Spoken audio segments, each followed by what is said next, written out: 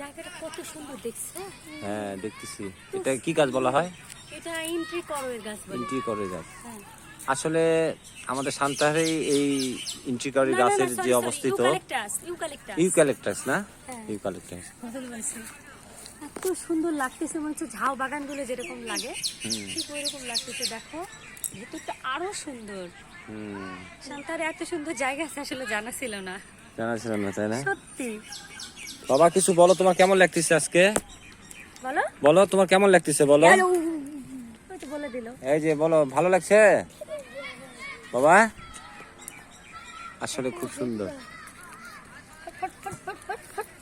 জায়গাটা বেশ পরিষ্কার পরিচ্ছন্ন, তাই না? হ্যাঁ খুব পরিষ্কার না জায়গাটা অনেক। হ্যাঁ ছেলেপেলেরা ওখানে খেলছে। খেলছে, হ্যাঁ